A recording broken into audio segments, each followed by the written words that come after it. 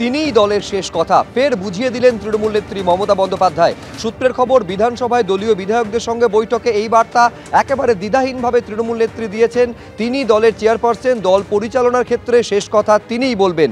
সৌগত রায়, হুমায়ুন কবিরদের, অভিষেক বন্দ্যোপাধ্যায়ের হয়ে সওয়ালের পরই এই কড়া বার্তা দিয়েছেন তৃণমূল নেত্রী মমতা বন্দ্যোপাধ্যায়। অর্থাৎ বুঝিয়ে দিয়েছেন তৃণমূল নেত্রী তিনি দলের চেয়ারপারসন, দল পরিচালনা ক্ষেত্রে শেষ কথা তিনিই বলবেন, সিদ্ধান্ত তিনিই নেবেন।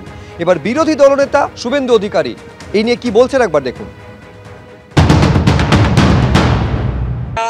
গৃহযুদ্ধ একটা চলছে, আই নো এভরিথিং, আমি সমস্ত জানি, কিন্তু আমি বলবো না।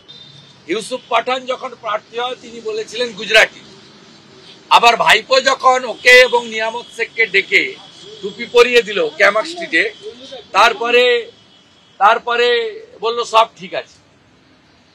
অতএব এগুলো এদের বিধায়কদের বলা না বলা, এটা একটা পারিবারিক পার্টি, কোম্পানির মতো চালায়, একটাই পোস্ট, বাকি সব ল্যাম্প পোস্ট। আমার থেকে তো আর আপনি বেশি জানেন না। 21 বছর সঙ্গে ছিলাম, 4 বছর মন্ত্রিত্ব করেছি।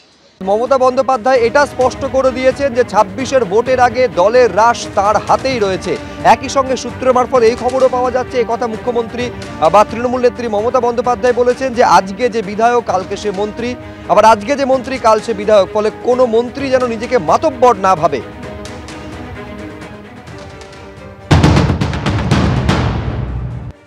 তৃণমূল কংগ্রেসের তিনি প্রতিষ্ঠাতা শুধু নন, তিনি নিজের সর্বভারতীয় তৃণমূল কংগ্রেসের চেয়ারপারসন।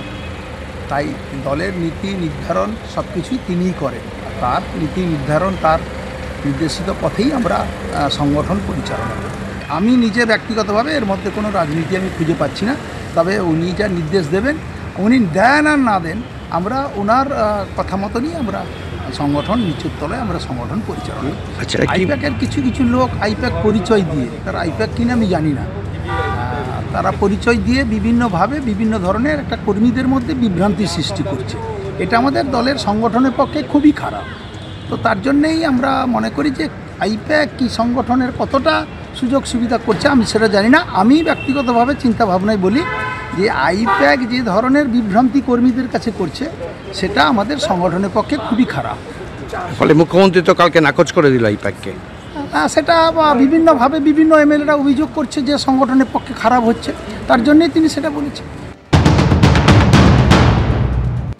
উনি চেয়ারপারসন, সফল, গর্বিত, লড়াকু, বিপ্লবী, সংগ্রামী উনি চেয়ারপারসন, সেটা ওনাকে বলার দরকার নেই। আপনার একটা কথা আছে যে অনেক সময় উদাহরণ প্রসঙ্গে, কথা প্রসঙ্গে অনেক কিছু বলতে হয়।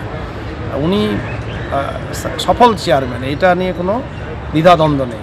আর একটা কথা আছে যে আপনাদের অনেক সময় আমাদেরকে সবাইকে অনেক কিছু স্মরণ করিয়ে দেওয়ার জন্য উনি অনেক কিছু কথা বলেন, কথা প্রসঙ্গে, সেটা নিয়ে আমার মনে হয় কাউকে স্মরণ করিয়ে দিলেন আর কি, তাই তো?